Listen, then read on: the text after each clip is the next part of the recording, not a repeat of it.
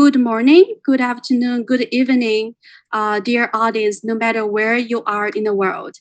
Um, this is the beginning of our long-expected Web3 Disruptors Week. First of all, let me take some time to briefly introduce what is the Disruptor Summit. The Web3 Disruptors Week this year is part of our regular Disruptor Summit events.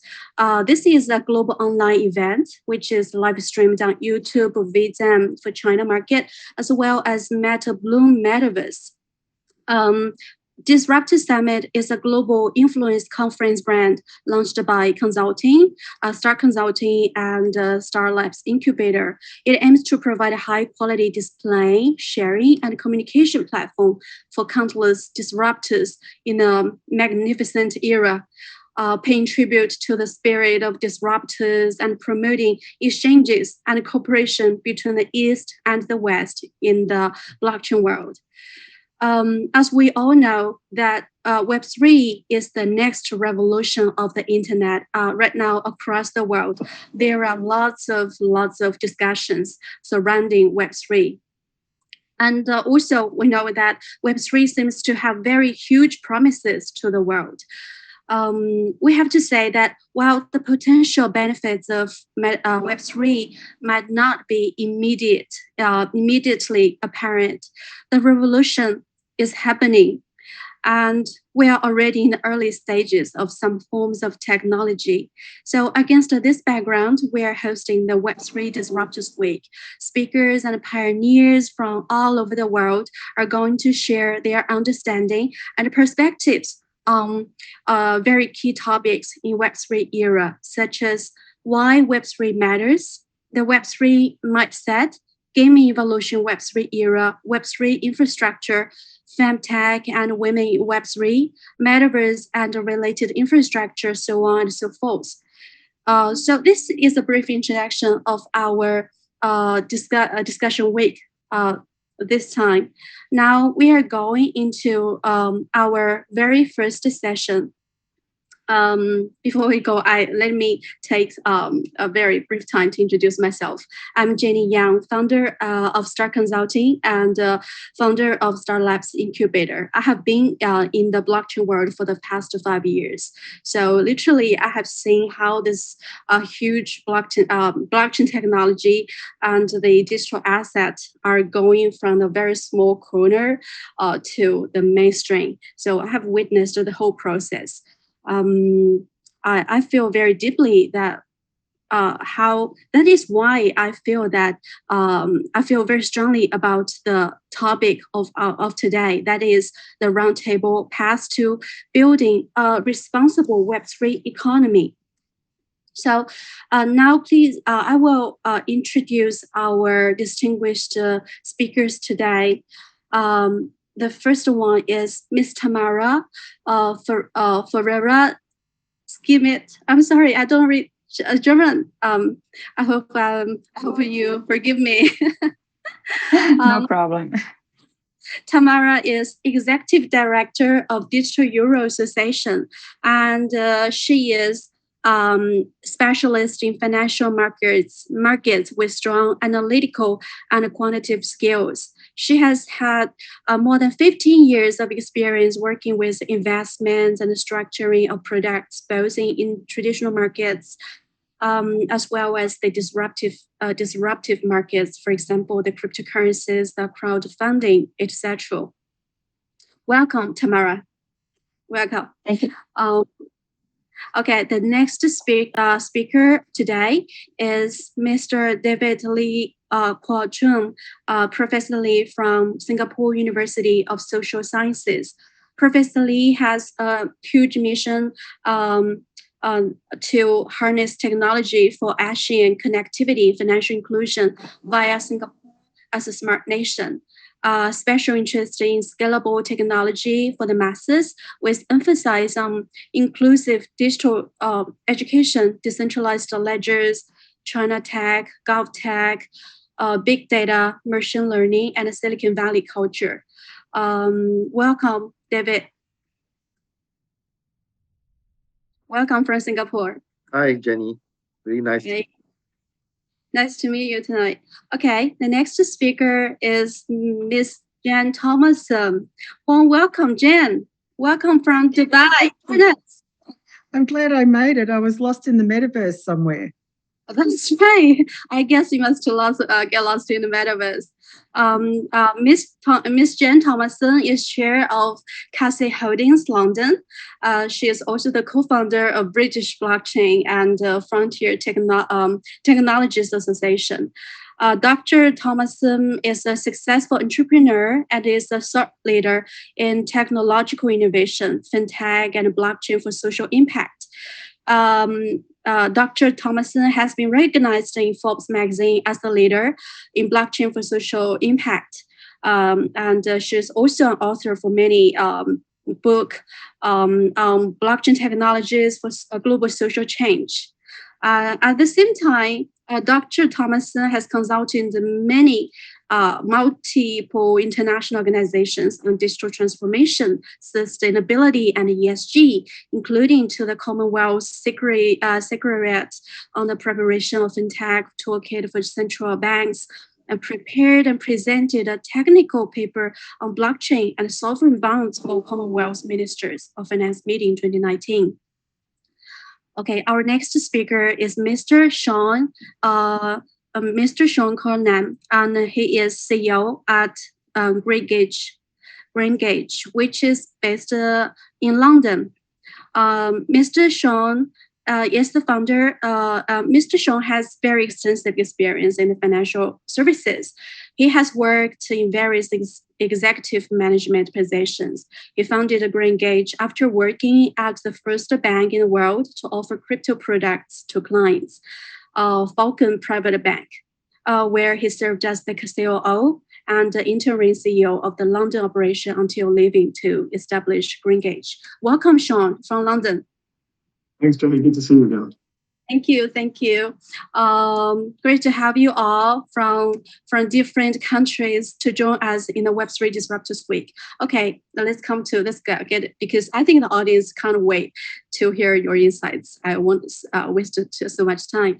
My first question regarding today, our topic is path to building a responsible Web3 economy nowadays across the world, no matter whether it is in mainstream world or the blockchain community or in the investment community. So, for example, many people are just discussing, while seems like Web3 is an unstoppable future, but it is we still need many qualities to complete Web3. So that is why we focus on the responsible side of Web3. First of all, Web3 is a hot topic around the world at the moment. I want to know your view on Web3, and do you think it's a future? So perhaps we can start from Ms. Tamara. Sure, thank you, Jenny. Yeah, the web is evolving at a rapid pace, and while the first two generations of web technology were designed to help us to find information, Web3 is aimed at making the internet more useful to everyone. Web 1 content mainly was read only, right? Static web pages that weren't interactive. So in other words, you would visit a website to get information, but you wouldn't give it any data back. So users were consumers. They could see the same content and only could read it like a newspaper. And with the Web 2, information began flowing in both directions. This was and still is the age of the social media platforms and user-generated content. So data is created by users, but it doesn't belong to them, and it is stored and managed by big techs. So users were and still are products in the Web 2. And at its core, the idea of Web 3 is a web that is not controlled by a small number of central authorities and theoretically puts user data and web content into users' hands. And it also allows for a web where users can profit directly from their data and all that money moving around the web every day. So users now are the owners of the information. And this is a quite rupture in the current Web2 model, because we are talking about a democratized, web-based, on an open source application. And it's hard to say if you achieve all these promises, but I believe we are walking in the direction of this transition.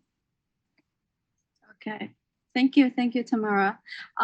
Sean, may I ask what's your view on the Web3, and do you think Web3 would be the future?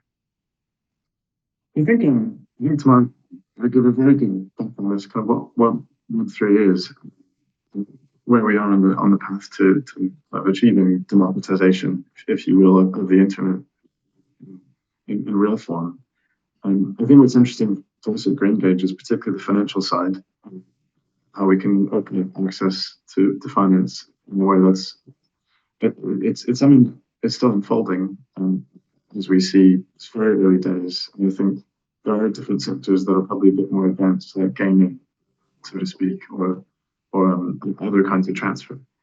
But the things that most interest me are always about the consumer. How can we find what a consumer is looking for?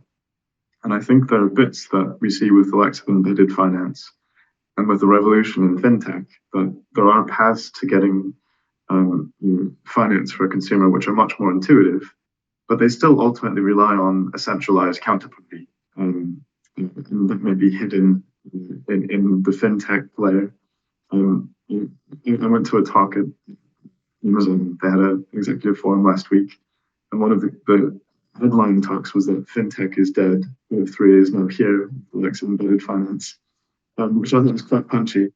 But I do think there are bits, particularly because we are people at the end of the day, I'm thinking of the consumer again, the likes of, say, advice or personal relationships, that the technology can move around. And I think Tamara was spot on, saying that we can now own our data. In the UK, the likes of open banking have allowed people to port their data, and it's increasing as you look at the likes of digital passports. The idea of owning your data and offering that data then to select providers as you see fit, as opposed to Web 2.0, where the data is held by the likes of social media, etc. Thank you, Sean. I think you have proposed a very interesting question. Maybe we can discuss later. Fintech is good. Web3 is here. This is very interesting. Maybe we can discuss that a little later. Okay. Next one, Professor David. What's your view on the question? Yes. Well, I think I don't really know what Web3 eventually will be like. I can just think of Web3 as something that we all hope for and desire in the virtual space. And I come from the era of punch card. I remember 1990, we have the Windows in the beginning of 1990, and there was a switch. And then in the year 2000, we have the .com, which is like the Web 1.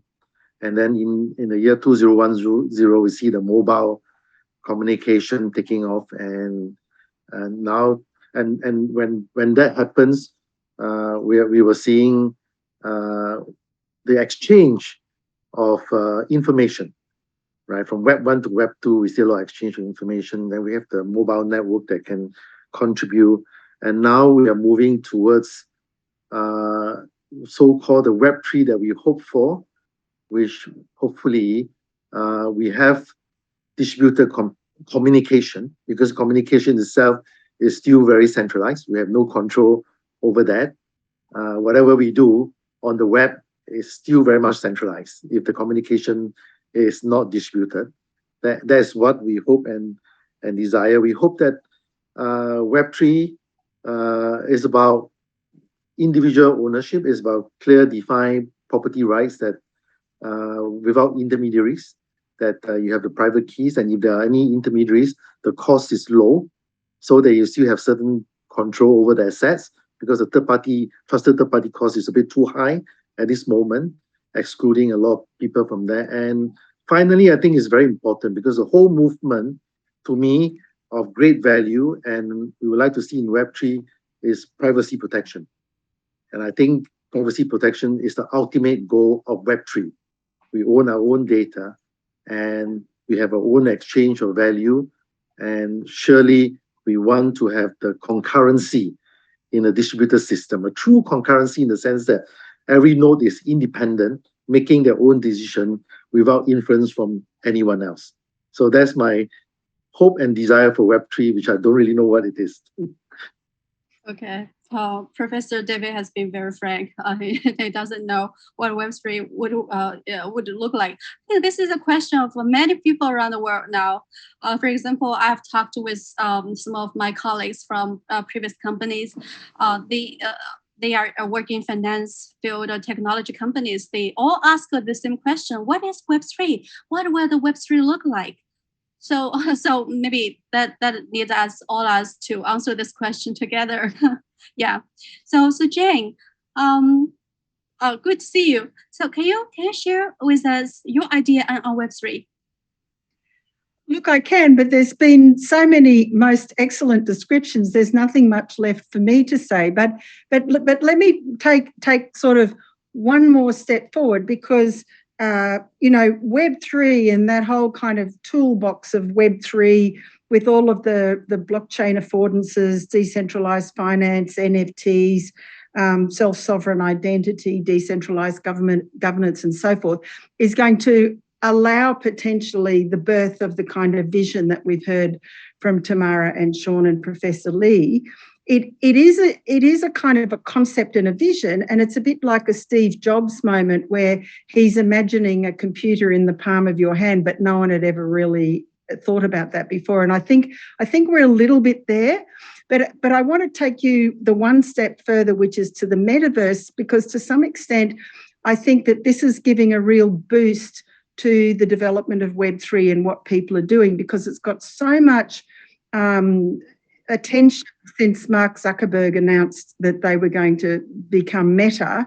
And you've got the whole Web3 community trying to build metaverses, and then you've got Meta and Apple and Google and Microsoft. I think we're seeing a real increase in investment and an acceleration of some of those pieces of the Web3 toolkit. So I actually think 2 points to make. One is I think that just the excitement about the metaverse will accelerate the pace with which people develop these Web3 environments. And then I also think, and it was mentioned before, and I've always, because I'm a kind of blockchain person at heart, or at least originally, that gaming is the most likely path to mass adoption. And now people have figured out how to put tokens in games that people can exchange and then take out again.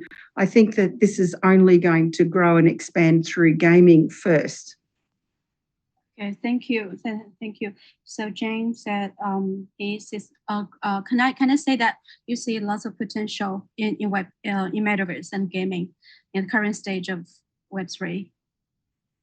Well, I think that it will make people more interested in Web3 than possibly they were before, because there's just billions of dollars worth of investment going into this now, and it will require Web3 to be working for this to work.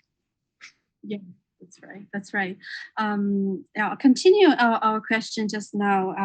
Many people don't know what Web3 would look like in the future. So do you think, can we say that Web3 is already here? Or always say, what stage are we in a very super early stage? For example, compared with Web 2 era, our current stage where we are in Web 3, what would which year would it be if we compare with Web 2? So let's start again with Tamara. Sure, Jenny. Yeah, so the future of Web3, it's all about decentralized applications. And of course, the development of blockchain technology is at the heart of Web3 network architecture. And we already have seen some applications that make part of the Web3, like cryptocurrencies, NFTs, decentralized apps, eddy computing, tokenization, metaverse, and so on. But it took around 10 years of transition from Web 1 to Web 2. And I believe we are still at the beginning of the transition to Web 3. And there is a longer way to go. And I think maybe the first reason is because blockchain has challenged too many powerful organizations, so global corporations, banks, the government, and as it is aimed to take over the power from them and make it decentralized. And maybe the second reason is a new generation is growing up, and they are spending a huge portion of their life in games, as Jenny mentioned, and in metaverse. And when they start to replace us, they will have different requirements for the market, and it will force business to adapt. And I think we will face this new era of internet. Okay. Yeah, undoubtedly, Web3 should be a huge opportunity for new generation, the Generation Z, for example. Yeah, thank you, Tamara. So, Sean, may I ask what's your view on this question? Jane, I think gaming is probably the first port of call for real advance in this. I think it's a much freer space. I'm fascinated just reading science fiction, the likes of Snowcrash, but Steven said even with the Spielberg film Ready Player One, there's some insights you can gain into how the world might kind of take shape. But I think Facebook is a very, very interesting actor in this. I've seen crypto space particularly. Facebook decided to launch the Libra project, which became DM and now is no more. And a lot of central banks responded by looking more actively at CBDCs. And I think they're playing a similar role almost as a catalyst in the evolution of the metaverse. And this is more probably from a Western perspective. In just renaming themselves Meta, people have kind of clocked and said, what's going on here? Is this just the gaming space? Is this Fortnite in the science fiction world? Or is this something a bit bigger? I would agree with Tamara. I think we're early days. There is still a regulatory play, the government kind of tenor around what this is going to be. And I think as we've seen with the crypto world evolving really in the last decade, it takes time for parameters to kind of come into play for legislators, lawmakers, and the regulatory bodies to comfortable with what these new technologies represent. And I think ultimately it will come down to probably digital identity and governance. These benchmarks need to be set. The discussions like this are very important just for raising awareness at this stage. And I think we're all very, very both excited and concerned about promises and challenges that community thinking through represents. That's right. Yeah. Okay. So still, you mentioned gaming. Yeah, perhaps the most popular field. Maybe it will start this magnificent Web3 era. Yeah, and Professor David, may I ask what's your view on this question? Yeah, I think I see two stages. I see the Web 2.0 metaverse. Let me call it centroverse. The centroverse will take off first because it's a convergence of technology that need a lot of coordination. So the centroverse will take off first, which is Web 2.0 metaverse. And you can see a lot of big countries, and it's driven by job creation. Government are finding ways to create jobs in a very difficult environment, and they will inject a lot of investment into the digital infrastructure to create a centroverse. And then that's the first stage. And we see there'll be a lot of coordination. There's a lot of building of the digital infrastructure to create jobs, and people will start to go into the Centroverse with their goggles, with their new computer interfaces, whether it's through the brainwave or their eyes movement or whatever. Then I think everybody will realize that privacy is so important, and there will be a huge cry out for privacy protection. And that's where I think the Web3 metaverse will start to have mass adoption, because even the government will be afraid that their own Centroverse will be taken over by hackers or by some malicious element. So I don't know when that will be. I think that will be soon, but I see two stages of development where some events has to happen before the adoption of Web 3.0 metaverse globally. Okay, thank you, David. And just now, may I ask you again? Just now, you mentioned that Web3 will very likely have very mass adoption. So, which field would you think that it will start? Metaverse or gaming? Is that a question for me?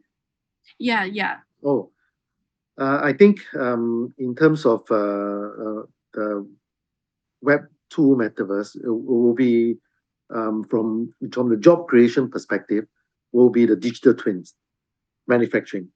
A lot of government will work into metaverse government, and then they try to have the digital twin and bring the manufacturing into the virtual world, because that is where you have the mass employment, and you don't have to have too much of the investment in education. You don't have to have too much of the investment in the digital literacy. So I see the digital twin as the first area of mass adoption.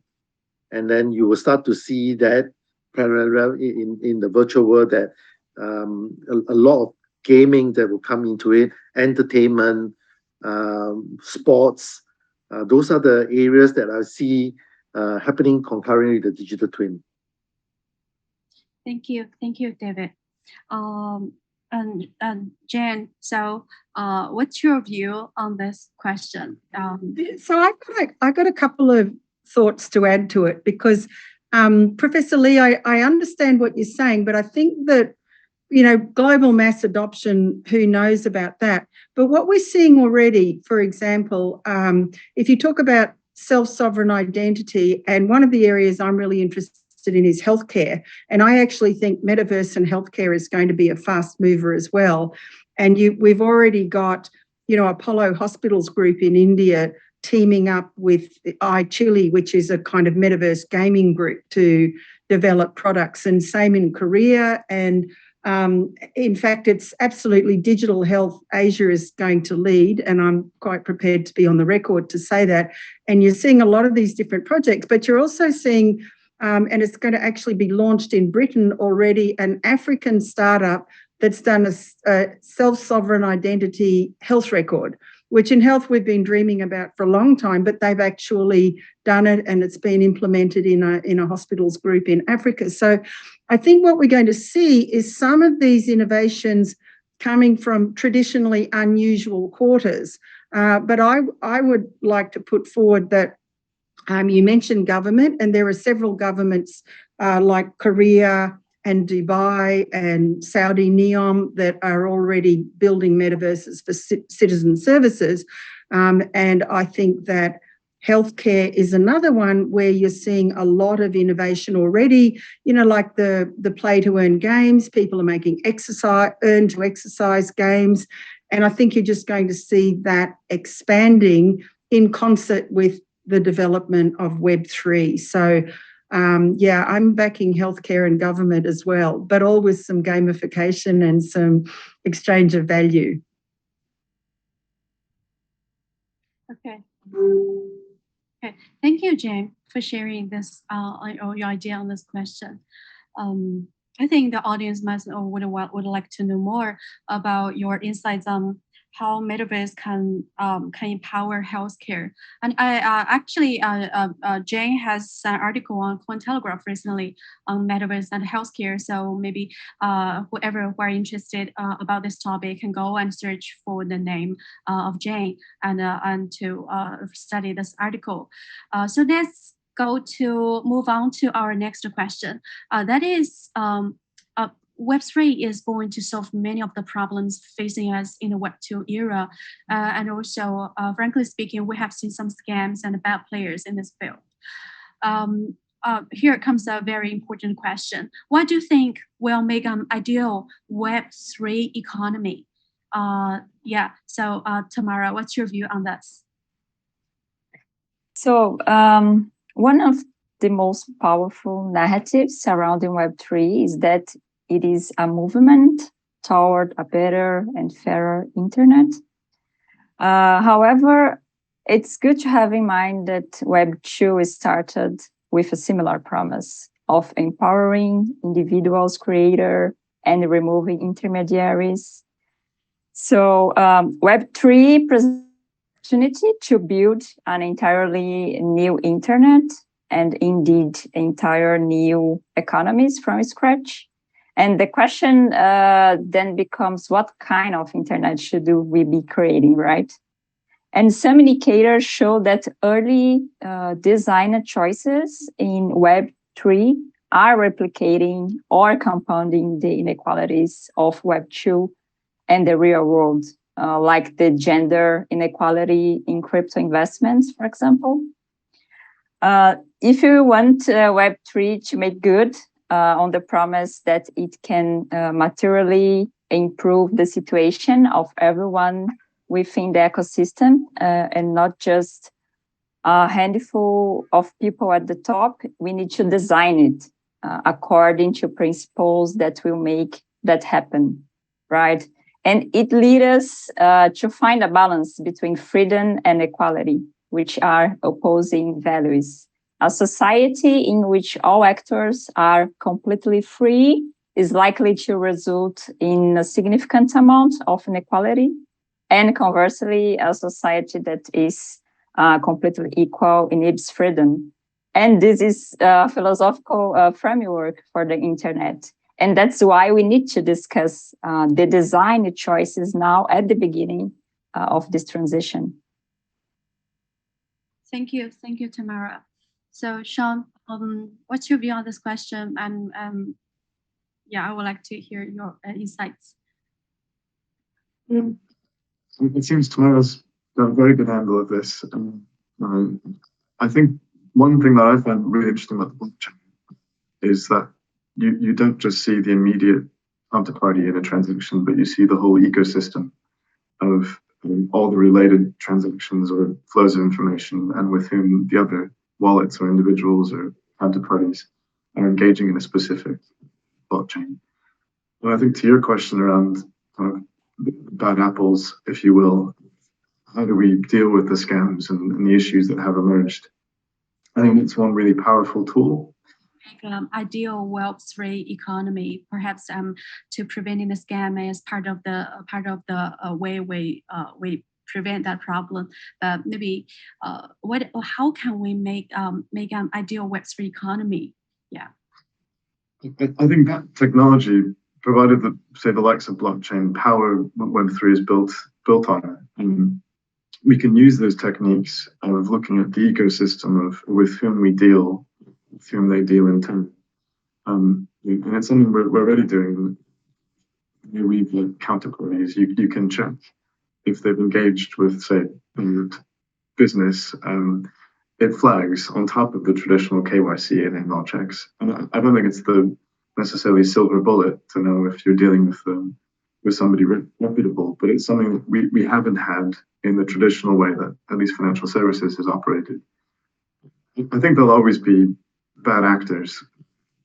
The challenge is if we can use the technologies to add perhaps that idea of a time series where you see behaviors, repeat behaviors, and you get a better feel for how that counterparty or someone that you might be engaging with is really looking, if they're looking to make a quick buck, or if they're looking to build a long-term relationship. I think that long-term relationship view normally helps sort the wheat from the chaff. Okay, thank you, Sean. Okay, so David, can you share your idea on this question? I think previously we have discussed a lot about such similar topics. You must feel very deeply about this question. Yes.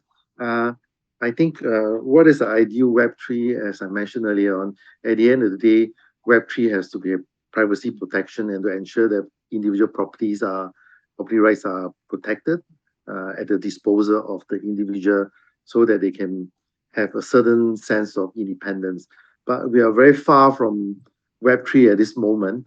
And a lot of cases that we see of irresponsible innovation comes from Web 2.1, 2.2, 2.3, but they are never Web 3 because there is some centralized element somewhere, and that centralized element that need to be regulated are not regulated, that ended up with some of the misbehavior. And some of this misbehavior is partly because of awareness.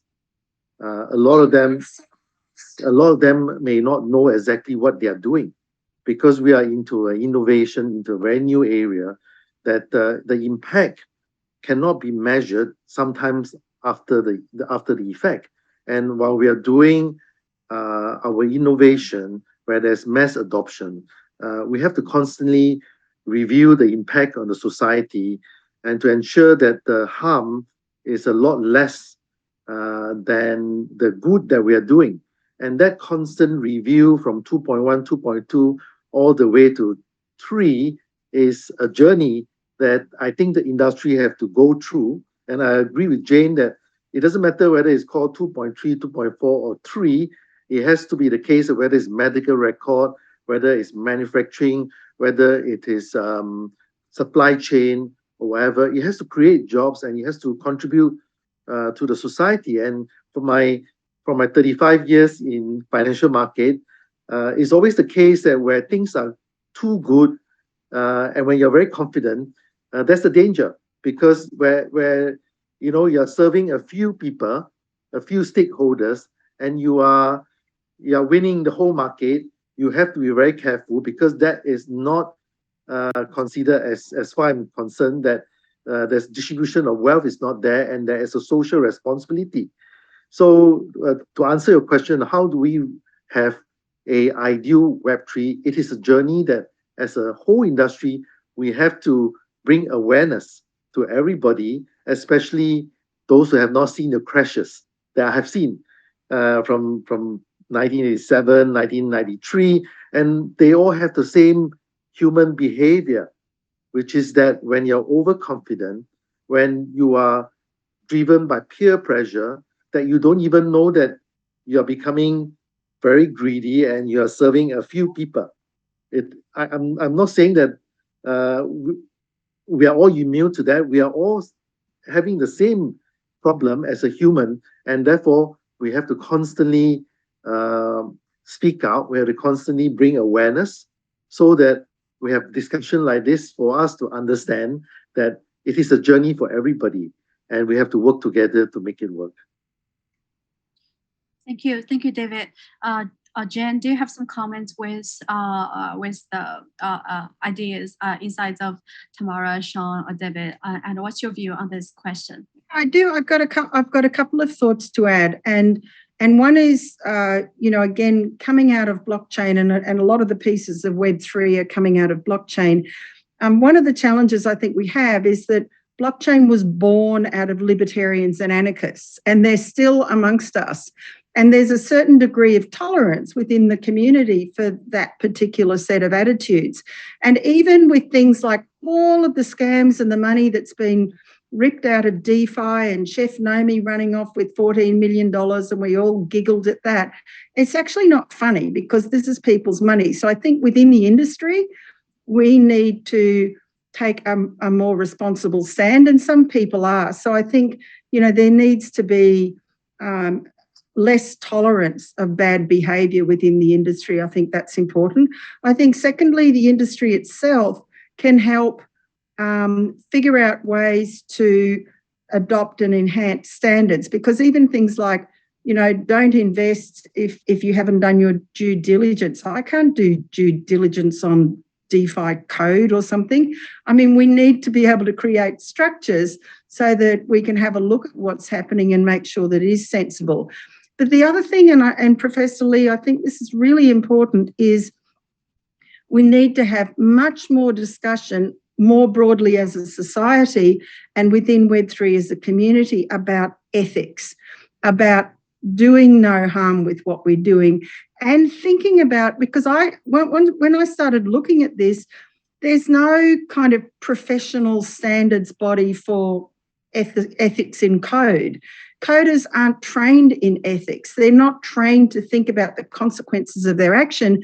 They're building a really cool piece of tech. So I think we need to have that broader discussion about what you're building and what are the unintended consequences going to be, but also on the broader issue around, equity and social justice and those sorts of things.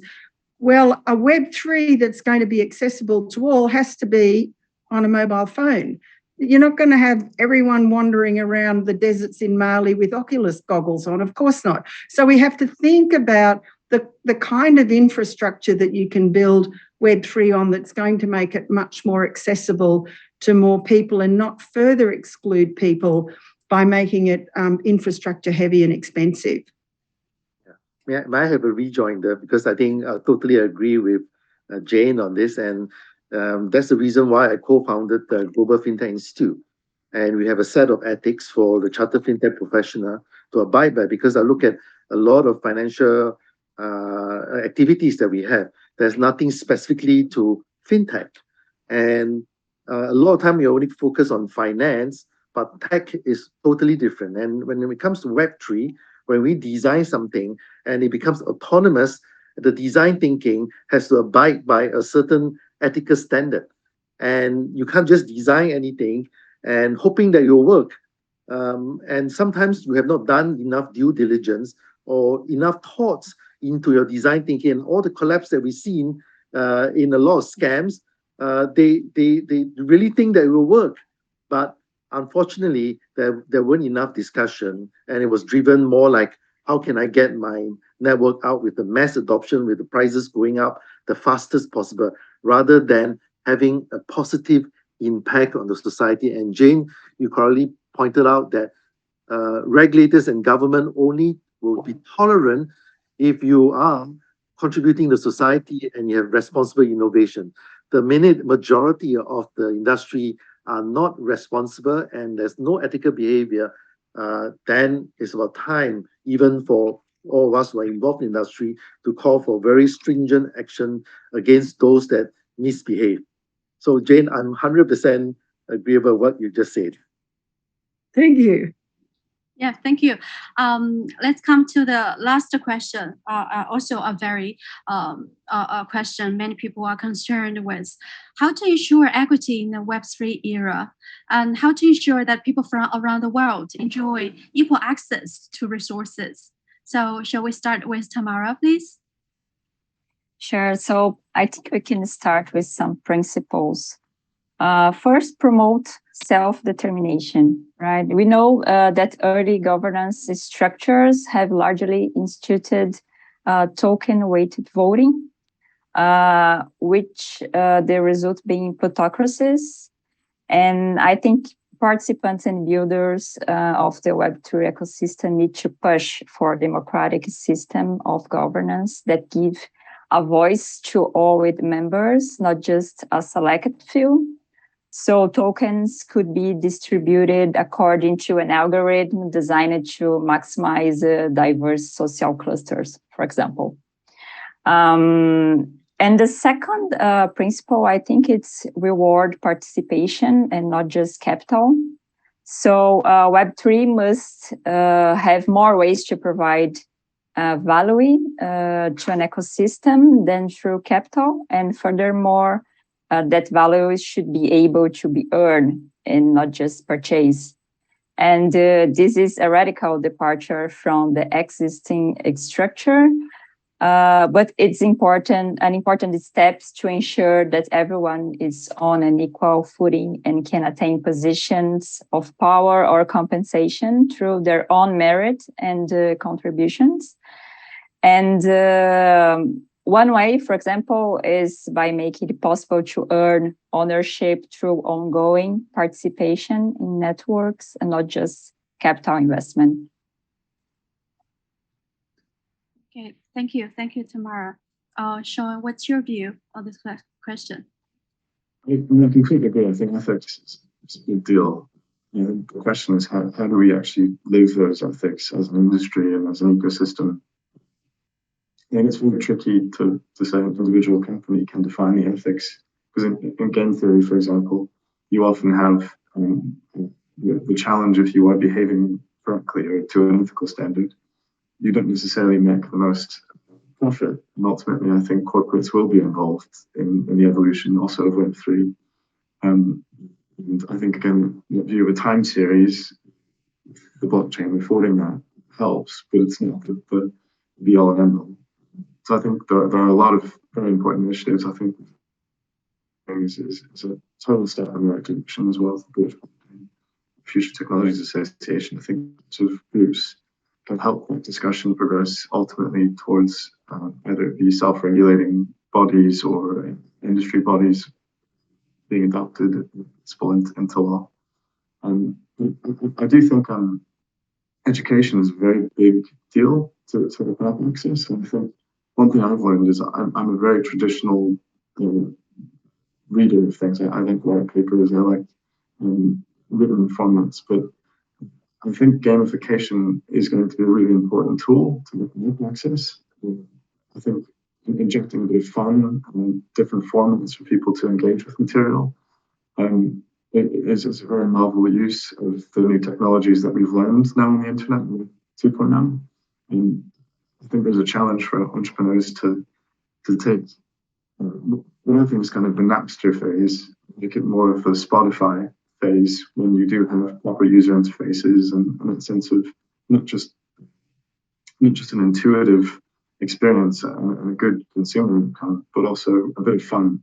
I think that aspect of fun will make things a bit more intelligible to a broader base. But I do think education and ethics are the two big things that we need to work on. And also policymakers need to help listen and engage. Okay, thank you, Chuen. Professor David, do you have something to add? Yes. Some thoughts? Yeah, I have a few points to add. I think Chuen and Tamara covered quite a fair bit. I think the most important thing is that whatever goods and services that will be produced, the destination has to be universal. I think it's important that whatever we do, and we are talking about Web3, the first thing we need to think about is energy. So it all has to do with sustainability. So everybody must have access to cheap energy, renewable energy, solar panel, and so on. Second thing is that everybody must have access to communication. And a lot of countries, 80% of them still have no access to broadband communication. So we can't talk about Web3 unless these two enablers are there. Besides that, and all the education, digital literacy, and secure as network, and so on, has to all to be there. But to me, the most important thing now is that they must have sustainability where individuals have access to cheap energy, cheap renewable energy, and cheap communication. Okay, thank you. Thank you. Since David, you're an education expert, how do you think that will people on the educational front, how can we help more younger generation to get more access to Web3 opportunities?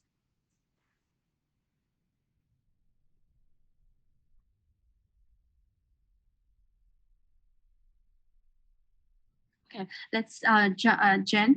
Can you share some of your thoughts on this question? So I just want to make a couple of remarks to repeat what I said before. is that the majority of the world's population anytime soon will only have access to mobile technology, and mostly they access whatever form of internet they've got through mobile.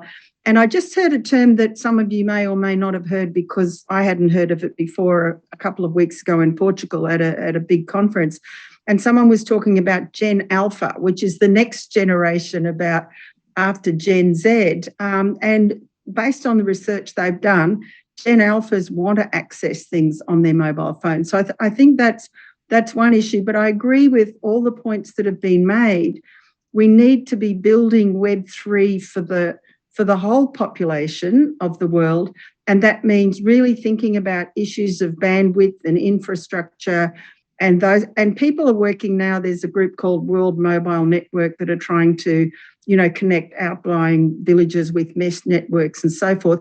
We need to think about how we bring the majority of the world's population into any access with the internet, and then don't make Web3 inaccessible. I think that's tremendously important. Okay. Thank you. Thank you, Jane. I think because we're running out of time and we have to wrap up our discussion this time. I really appreciate your insights and your precious time. Tamara, Sean, David, and Jane. You joined us from Germany, London, Singapore, and Dubai. Let's have more discussions in future days, because you are truly pioneer in Web3 field, and you will have many new experience to share with us. I'm really looking forward to that. So thank you very much for your time today, and have a good day, have a good evening. Thank you very much. Thank you, and thanks to the other panel members. Bye. Thank you. Bye. Thank you very much.